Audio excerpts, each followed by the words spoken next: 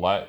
I feel so sorry. A lot of the work that I do will be with the elderly, and I Yeah, train my people to really treat them like it was your mother. If you're yeah, selling something to them or trying to help them, but there's little old ladies that have $70 phone bills with yeah, AT&T, and I'm able to give it to them for $10. And so I just yeah. love the fact that I can save them that money because I know That's a hell of a that, lot of money, yeah, when you think about it. $50, for a little widow, is a lot of money. We still have a little mortgage on our place, and uh, we found out that our mortgage company is doing a thing so for the next 90 days we don't have to Mm-hmm. pay our mortgage, That's wonderful. Yep. and and uh, and of course I have an awful lot of investments, and unfortunately we got beat all to hell. I had thought about it and thought about it, getting out of the market before um, this damn virus came along, Yep. because I was convinced that, uh, and I don't know what your political leanings are, but hopefully you like our president. Oh, I do. Uh, I do. Yeah, I'm I'm very Republican, but I can't stand the I'm president. very, very. My wife and I, we're a house divided on that. She doesn't like him for certain reasons, but I'm very conservative. Of course, my Christian background dealing with abortion. I've actually been arrested for protesting abortion, so I mean, I'm pretty full in on that. But Well, that's funny because they kept saying there was an arrest thing, but then they wanted $9 for me to find out what the arrest was. oh, that's But great. That's now, are you still? Do you still go to church? Yeah. I'm a deacon at our church. I go to First Baptist Church here in Maryville. Okay. Of course, I was ordained as a minister, but again, when I started, I went through a divorce, and that divorce kind of took the fire out of my Oh sails. yeah, And yeah. but anyway, I've been serving the Lord for many years in that as a deacon. Just enjoy worshiping and fellowshipping with Christians, and but Uh again, huh. my Well, politics are very conservative. Yeah. your mother. Uh, God bless her. In fact, I'm going to send you this. I have the Bible that she gave me Mm. when I was, I think, 9. Well, it was probably right around the time she got pregnant. She gave me a Bible, King James Bible, and I carried that in the Navy and everything. And I never really, I studied that Bible, Yeah. you know, Wonderful. What a neat and story.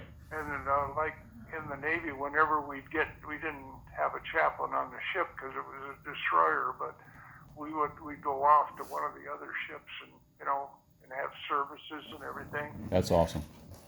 But I always thought that that church itself, the church, was was a crutch. If you needed the church, Yeah. okay. But Yeah. I felt that I knew a lot about. Of course, I didn't, but I, that I knew a lot about the Lord, and I didn't need it. Well, Sharon was cradle Catholic, Uh-huh. and so I, I started going to mass with her. But I don't know if you're ever into a Catholic mass, but I have. In fact, I went the to. ups and downs, and Yep. Yep. uh, uh, Knowing what to do. were Liturgy. baffling. But I did it mainly because I wanted the kids, Yeah. her children, to stay with the religion. Uh-huh. And so What is he? another quick story: when we first time we came through Quincy, we went down this one little street, and here was this Catholic church, and Sharon said, "Oh, look how what a quaint church it is." And so we stopped, and we went in the church, and it was open, and there was nobody in there. And we went up to the altar, and I kneeled down on the altar, and in that very minute, I became Catholic. Wonderful. Isn't that beautiful? Yeah, Beautiful it story. just, and for 17 years, I taught adult religion. Wonderful. That is awesome. Mm. I Yeah, actually, for a little bit of period after I left ministry, I was living in Washington, D.C., and I attended basically every Sunday. I'd go to the National Cathedral, which is Episcopal. Right. And Yeah. so I Same thing. became familiar with, liturgical type worship, and it was very Yeah. beautiful. Look, those big Yeah. cathedrals are very inspirational to worship. And so I did get a lot from that. And I probably would even be that today, except for, I made a covenant a long time ago that I'd go wherever's closest to me. In fact, I can almost throw a rock and hit our church from our house. Yeah. So that's where we Well, go. I'm definitely a good Catholic. I'm a lector, and Wonderful, I'm also on the parish council, and wonderful. I don't know, for years I was the building and maintenance guy, and those kinds of things. I'm not now, because for about 3 years I couldn't even. I was lucky if I could walk. I had a Wow. real bad problem with balance and everything. Uh-huh. And, Has that been resolved? I mean, you say you're in yeah, pretty good health believe it or now? not, I started going to. Sharon was going to. She just had her second knee replacement here in I don't remember when, last fall. Well, bless her heart. Anyway, she was going to physical therapy, and so, and the fellow that run the physical therapy, he was my physical therapist when after I had my heart work done, my valve work, Yeah. the whole works there, and so, anyway, one day I went with her, and he was, like I say, he was my therapist then, and he said, well, I can help you with this dizziness. How can you help somebody that's dizzy? You can't. So anyway, I did 12 weeks of that, and now I got better balance than I've had in years. Wonderful. That is Yeah. exciting.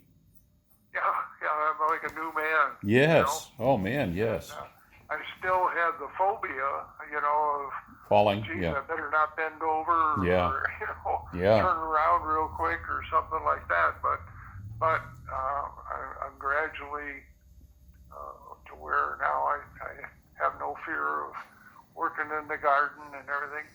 Now I just got to work on and building my strength back up. Yes. Because when I moved up here, I was a bodybuilder. Wow. At 55, why? I had absolutely no problem bench pressing 250 pounds. Wow. I did that for a while. In fact, for 15 years, I worked out that way. So Yeah, that's awesome. Yeah, me too. And That's I good. Did, and I played a lot of racquetball and that type of thing, And, My wife is a champion racquetball player in her day. She'd beat all the men and everything else. So you got something in common with my wife. My wife was also a water skier. She did. is that right? She still holds. I got a water ski story. Yeah. Let's hear it. When I went in the Navy, I was accident prone from my first accident. I was probably 9 years old, and I had a real bad accident because we had a little farm outside of Rochester during the war years. My dad worked at Bausch and Lomb Optical, and being German, of course, the Germans and the Italians, there was a lot of them in Rochester. Yeah. They didn't know what was going to happen, so he bought a farm outside of Rochester, and then he commuted into Rochester and spent the whole there again. My father was gone a lot of my early life, Yeah. And Yeah. my step-grandfather ran the farm. Well, that's where I picked up my farming. Yep. Oh, hell, I knew how to milk when I was probably 9 or 10. Wow. Yeah. And we farmed about 9 acres, and I always had a little garden and everything. Anyway, so when my dad moved to Hawaii, and then I went there, I was only in Hawaii a few months, and then I was going to go to Hawaii College, which was now University of Hawaii. Uh-huh. Anyway, what I was doing, I was sort of a gigolo on the beach. And Nice. and my father one day said, what do you want to be? Yeah. Yeah. Well, I'm having a lot of fun right Yeah. now. Who needs a future when I've got now, right? I was only 17 years old. And, Yeah. Wow. So anyway, one day he said, let's go for a drive. And he took me to Pearl Harbor. And he said, my son wants to join the Navy. Well, I didn't want to really go in the military, but I figured if I was going to go, I was going to be in the Navy. Yeah. And so they looked at my history, and I had this first accident. I had two car accidents and 2 motor scooter accidents. So they sent me over to Tripler Hospital for psychological evaluation. And I'll never forget it. The guy is saying, how did all these happen? And actually, every damn one of them was somebody else's fault, truthfully. Yeah. It wasn't me. I wasn't looking for an accident. But anyway, he said, well, do you do any sports and everything? And I said, well, I played football, but I played so hard the first time I got a hernia. Ooh. And so Wow. that ended my high school career, Uh-huh. But he said, well, what else do you do? And I said, well, like what? And he said, well, what other athletic activities? And I said, oh, I can water ski. And I don't know where the hell that came from. and because of that, he said, oh, okay.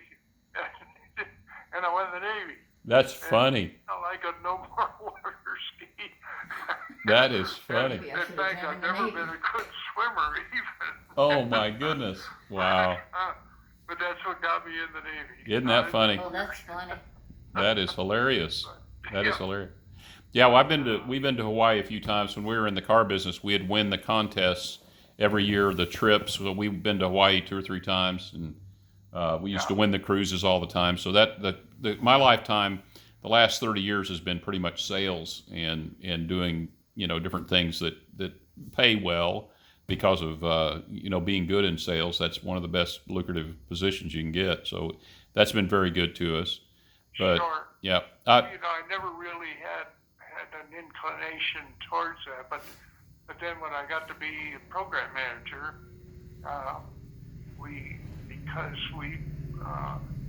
my big thing is I was a program manager over hardware on the shuttle. yeah, We designed and built the smoke detector and the fire suppression system for all manned space vehicles. wow.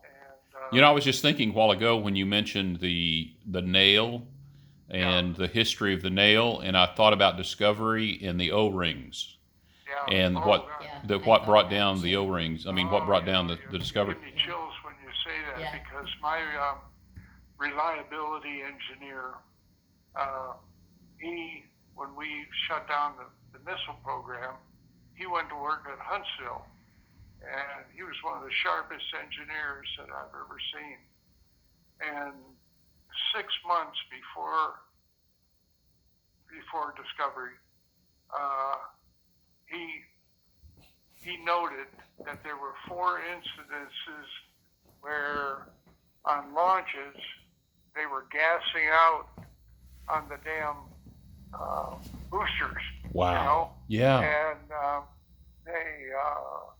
and actually it was going towards the main engine. Yeah. And so they started looking at that, and he noted this damn O-ring Wow. designed backwards. Isn't that something? And so he and another guy, another engineer, on their own, because what happened is the weather got real bad for the first time ever. Yeah. It was freezing at the Cape. Yep. I remember that. He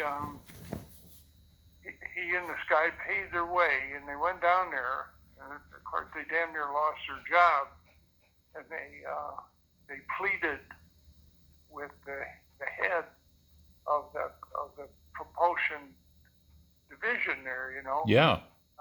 that they shouldn't launch in cold weather. That they should. Well, Wow. there was a big race going on, and Wow. it was a space race. Yeah. Isn't that sad? Well, you know, we don't have that kind of problem. It's not a problem. Yep. Well, he didn't commit suicide after, but he wasn't worth a damn. And Oh. he was watching. He and this other engineer. Oh. By the way, the other engineer went completely nuts. Isn't that something? Ended up in an insane asylum over it. Wow. What a story. What a sad story. Oh. He saw that happen before it happened. You know what I mean? Yeah. As an engineer, he could see it. He was focused on outgassing, and Wow. sure as hell, Yeah. 1.5 seconds after launch, there was already a stream coming out the side of that Yep. rocket because the damn things had frozen. Yeah. Wow. And see that they were relying on the fact it didn't make any difference in the design, because as long as the booster lit off and had the heat, Yeah. it expanded that O-ring, and and they wanted it, but the only thing they did wrong, they had the cutout for the O-ring Uh-huh. was upside down. Wow. And so when they lifted off, not only did it not expand, but it dropped down outside of the cutout. Yeah. Yeah. And was leaking 100% at Yeah. liftoff. Didn't do its job at all because of Yeah. the way the design was. Isn't that amazing? What a sad indictment of again, as you said, it was not the engineering people that wanted to change things. It was the program drivers. And Exactly. unfortunately Yeah. that happens. Ah. And like I say, it was all, there was so much politics back in those days that Wow. the war. I mean, we were at war with Russia, Yep. a space war with Yep. Russia back Yeah. then. Competition. And they weren't thinking properly. Yeah. And this fellow's name was Roger Beaujolais. Roger Beaujolais. Yeah, I'll remember that for the rest of my life. yeah, and there's a book out, fellow, and he's in that book, Uh-huh. and he even went to Congress later. When in the investigation, Yep. and he testified that he had, and of course, he lost his job. Yeah. But Kind of a whistleblower, really, at that yeah, point. he testified that the two of them testified that they told him not to launch because of the problem. Yeah. With the temperature and the Nobody listened to him. engineering. Wow. Isn't that amazing? Wow. Anyway, yeah, I got a great history, a great history, negative history. Our first, our system, the smoke detector system, Uh-huh. it wasn't a smoke detector, it was a gas detector, but they didn't want to name it a gas detector because that sounded like something bad, Yeah. Yeah. And smoke detector, everybody knew what that was. Yeah. Yeah. Well, this, and in fact, someday I'll show you. I have a model of the first article of the smoke detector and the fire suppression system. I Wow. still kept it. That'd be fascinating. And, when I retired, the guys gave it to me. Well, how neat. Anyway, we tried to get it on Apollo 1, and they said, well, no hurry. Uh-huh. Well, first of all, when they did the pre-test and turned everything on, before they even got in there, Uh-huh. our detector would have detected the molecules, 1 and 2 micron molecules of gas, the releasing from heat, Uh-huh. and they would have shut down and troubleshot. Yeah. And then of course, they got in there and it was so rapid that no way they could escape, and there was no suppression system in there at all. Yeah. So that was one of our biggest sellers. In fact, we even had them on the SR-71. Anything that went to space and had a man in it had our hardware. That's neat. So, What an interesting contribution. I'm just so proud. Like I say, I knew before I even talked to you that I'd be proud of your accomplishments. So this is great. Really awesome. well, I use the word often. I've been very blessed. Yes. And after, my first wife was a great person, but she had a terrible alcohol problem. Oh. I couldn't control it. You mentioned it's something that I found fascinating too. You mentioned your scooter accidents. Well, when Kevin and he let me look through some of Knoxine's treasures. In other words, she never ever mentioned the fact that she had had a child. It was one of those things that you just kind of go away for a few months. You have your child. Yeah. That's the way it was in the 50s. But thank God I wasn't aborted. Thank her for that above everything else that I'm here today. But again, through Florence Crittenden, I think, home, she went there, had the baby. But she kept some things and to remember you. And one of the things she kept, and I have pictures of it, is an article of a young man that had had a scooter accident in Yuma. Yep, that was me. Isn't that neat? We live right next door to each other. Yeah. So, and, but this guy, illegal alien, he ran a damn stop sign, and I had a Cushman Eagle. Yeah. First, I do absolutely. Cushman's awesome little scooters. Yes. Yeah, and he'd go 50 mile an hour. Yeah. And on the back of it, I had a rack and a box. My dad was always in the newspaper business. Uh-huh. And I had my first route was, can you believe it? It was 52 miles. Wow. The same way as the distance that I drove later on to work. Isn't that something? I used to do that every morning. We'd pick up the papers from Phoenix Uh-huh. at the 3 o'clock train that was going to California. Would drop off the papers. Wow. And my dad there was a number of routes we had. And I'd pick up my route, and off I'd go with my scooter. Yeah. And anyway, I was zipping down the street, and that sucker came out. Ah. And I broadsided him. And better than head on. That's and I went right over the top of the car. Woo. And landed on the back of my head. Oh. And that was in the middle of, I think it was in July or August. So anyway. 110 degrees. Yeah, on asphalt pavement. Woo. Yeah. And hell, I ended up with third-degree burns. Wow. That hurt more than my head, Yeah. Incredible. And because of that, at that time, the local hospital, they had an ambulance, but they didn't have a lot of business in those days, and so they sort of mothballed the ambulance.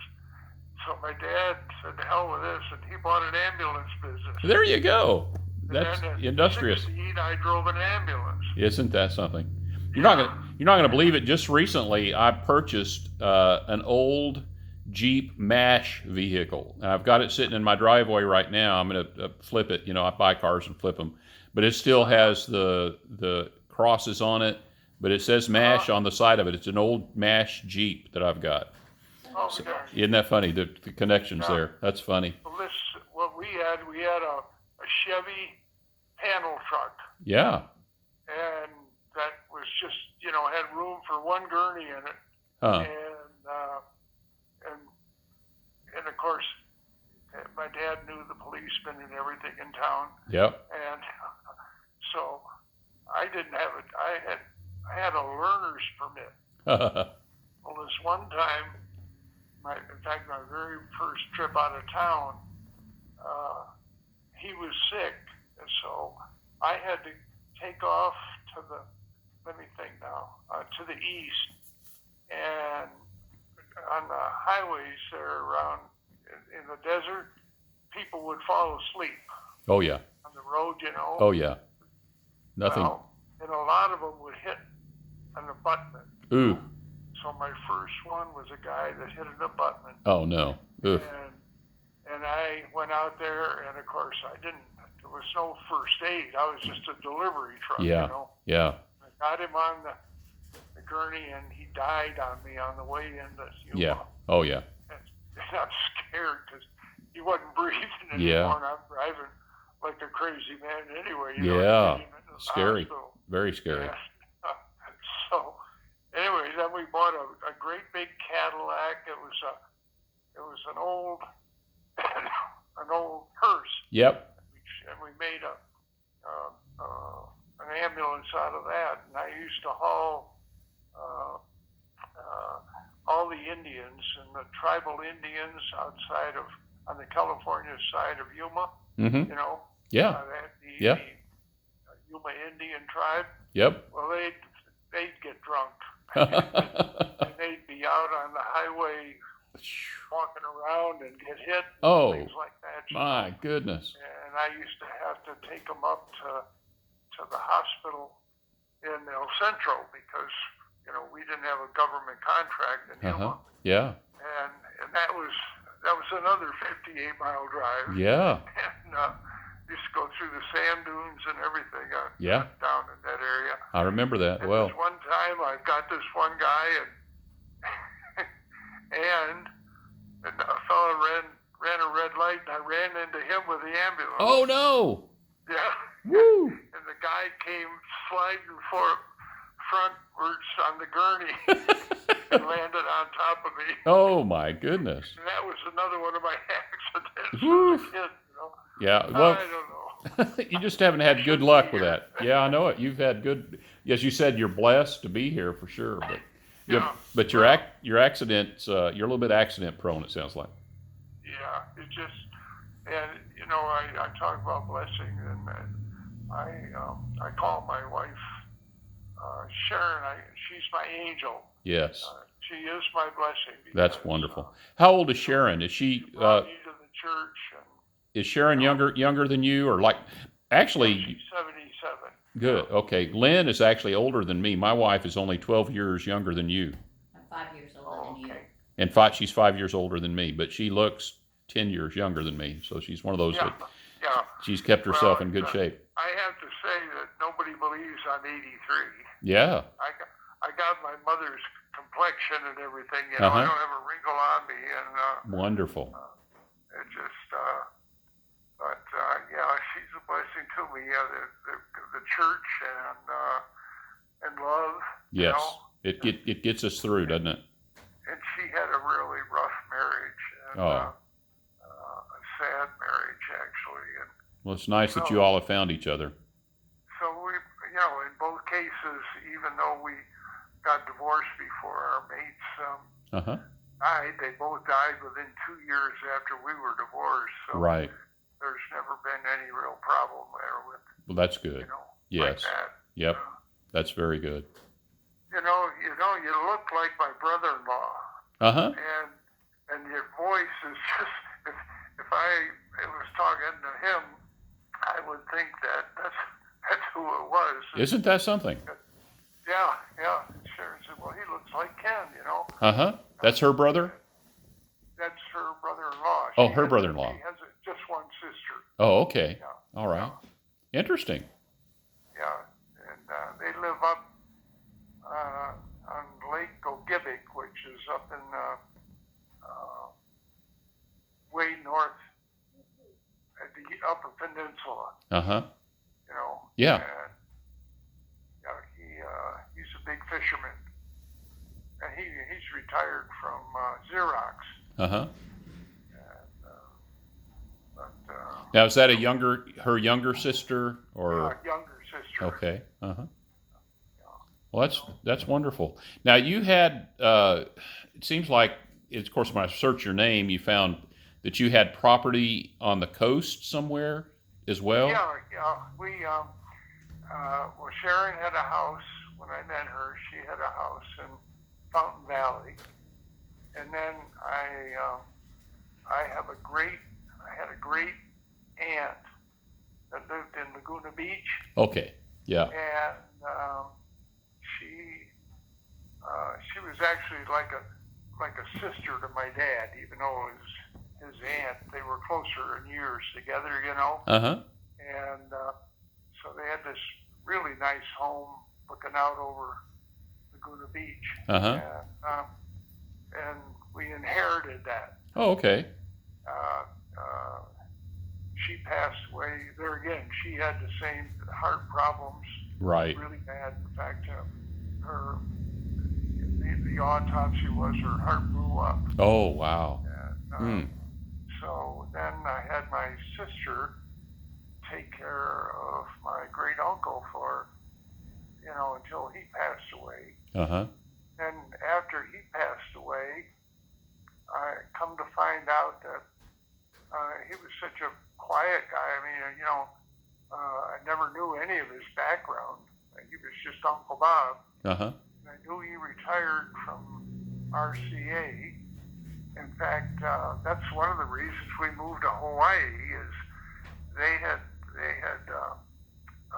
moved to Hawaii a few years before, and the fellow that ran the morning newspaper was my dad's boss years and years ago in Rochester on the newspaper, because he did that before he was at Bausch and Lomb. Uh huh.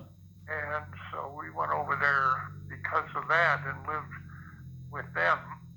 And that got me close to my aunt and uncle. Yeah. Well, I come to find out that he was a hero in the First World War. Oh, wow.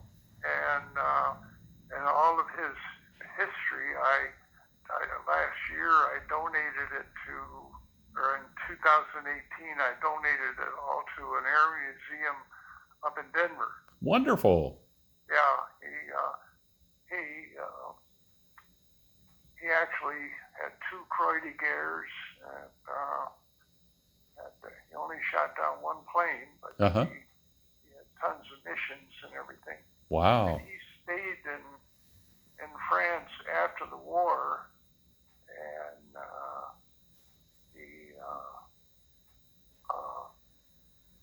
he was responsible for shipping all of the equipment back from France to the United States after the war ended, because what happened was he had a girlfriend, sort of a girlfriend anyway, in Paris. Yeah, And that happens. Wherever the airfield was, Right. And he used to visit her all the time. Yeah.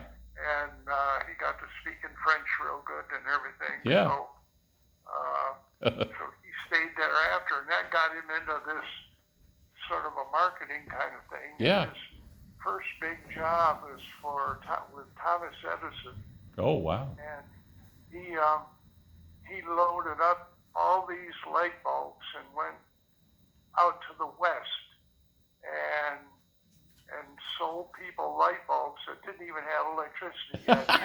Now, when you get the electricity, You're going to need these. that days, that's all it was for, was light. Yeah. And so That is he funny. retired as a senior vice president of That's RCA. hysterical. Yeah. And that's all I knew about him, But Yeah. here I got all of this history. And, That is fascinating. And who was that? Yeah, very much so. He wasn't a blood relative, but, Yeah. great uncle. Yeah. That is neat. That is awesome. So we inherited the house, and we sold that and Sharon's house when we moved up here. Uh-huh. And we sort of lived high on the hog for quite a few years. Yeah. But we didn't travel a whole lot, but when we did, we traveled well. Yes. Yes. We managed to go to Ireland and Wonderful. and all up through New England and Uh-huh. that kind of thing. And then Sharon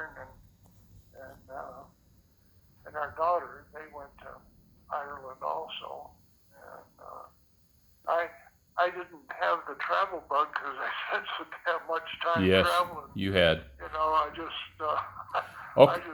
I figured, hell, I'm living right here in paradise. What Yep. do I need? I go That down exactly. here. That's the way I feel living in East Tennessee is a lot like that. Here in the Smoky Mountains, I mean, this is a beautiful area as well. But Yeah. I've got a story for you. The Laguna Beach in Ireland, I can connect those two dots. For instance, when I was in the car business, I found a Mercedes that had been confiscated by by the police, and they donated it to Mothers Against Drunk Driving. Well, this Mercedes-Benz, it was a 450 SL convertible that somebody had spent like $20,000-$30,000 just customizing. Yeah. Well, when it went to auction, I was able to buy it for $4,500. Wow. So I buy this Mercedes convertible, lipstick red, beautiful, leather, perfect, stereo system with $10,000 stereo system in it. Well, I had it shipped back. It came from Laguna Beach. Okay. Oh, wow. So I had it shipped out to Tennessee. I fixed a couple little things for it, drive it for a while, kept it probably 3 or 4 years. So I have like $5,000-$6,000 in this Mercedes. So I finally decided I'm going to sell it. I put it on eBay, and this guy from Ireland puts a bid on it and says, well, he doesn't even bid on it. He just contacts me directly and says, I'll give you $10,000 for the car, take it off eBay, and I'll send you the money. I said, well, I don't do any international dealing. I'm not going to do that. Well, he calls me again and he says, really, Randy, I want this car. So I go ahead and take it off eBay, and he said, I'll handle the shipping. Yeah, this is not a scam. I'll take care of all that. So he waits, I wait for about a week, and I don't get my money in the bank. So I give him bad feedback. Back then you could give people bad feedback on eBay. And then about a week after that, he calls me and he says, Randy, you're not gonna believe this story. I was in Europe, and when I came home, my house had been ransacked. They had taken my computer, they had stolen, they had trashed my home. And he said, I will get you the money. I've just now figured out how to get a hold of you. So this man sends me $10,000. Oh, wow. And now here's the funny part. I never hear from the man again. He doesn't come and get his car. He doesn't contact me for shipping. I just have $10,000 in the bank, and the guy just disappears off the face of the earth. Is that not a crazy story? Oh, yeah, yeah. Oh, we From Ireland. Our plan was to retire. I would have loved to retire in Laguna Beach, Uh-huh. Because, it's quiet there, and unless you go down to the beach and everything, and you can walk around the hills and everything. Well, Beautiful, yeah. I used to go down and take care of all the landscaping, because it was a beautifully landscaped place in the backyard, Uh-huh. side yard, and like I say, it had a beautiful view. You could see on a real clear day, you could see Catalina. Wow. And, Wow. so anyhow, that was our plan. Well, one day I go down and finish gardening, and on the way back up to Fountain Valley, I decided to go to